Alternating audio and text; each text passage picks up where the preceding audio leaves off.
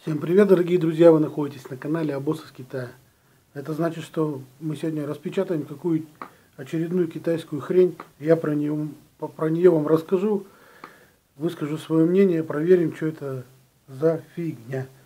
Здесь должен был прийти так называемый брелок-свисток. Я понимаю, что это старая тема, но я по приколу его заказал. Просто самому было интересно, да и вам показать, что это за фигня.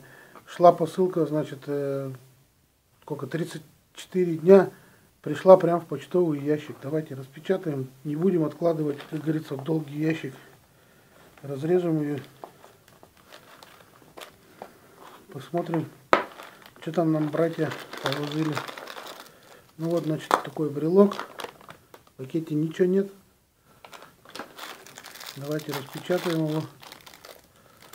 Упакован в такую вот какой-то целлофан, короче, непонятный. Типа со штрих-кодом еще и номер какой-то есть. Не знаю, что это такое.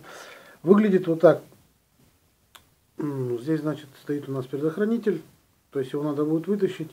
Батарейки начнут подавать электричество, и это все начнет функционировать, грубо говоря. Металлическое кольцо на ваши ключи одевать. Сам он сделан из пластмассы. Здесь тоже пластмасса.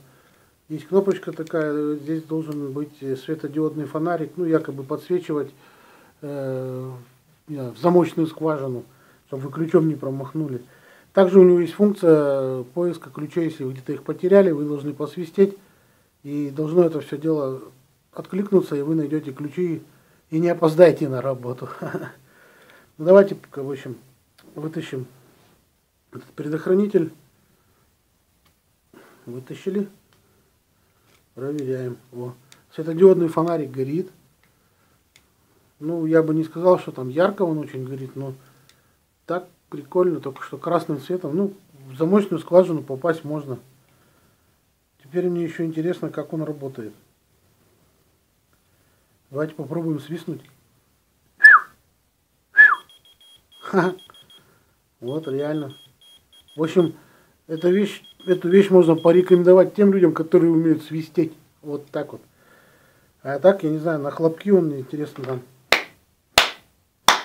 там. Давай свисти! На громкие крики мои он тоже почему-то не реагирует. Может, у кого-то, если там голос альт какой-нибудь, типа Преснякова, может быть, он и среагирует. А так придется, наверное, свистеть. На свист четко срабатывает. Вот такой вот, в общем, китайский у нас сегодня на обзоре супер-пупер-мега брелок. Ссылка на продавца будет, как всегда, под видео. Стоит он на данный момент 70 рублей. Я вот сейчас посмотрел на сайте.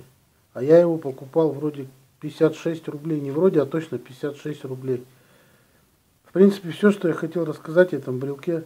Кому было полезно это видео в плане информации или в плане этого брелка, ставьте пальцы вверх. Кому не понравилось, пальцы вниз ставьте. Пишите комментарии, если кому-то интересно. Всем пока, до новых встреч.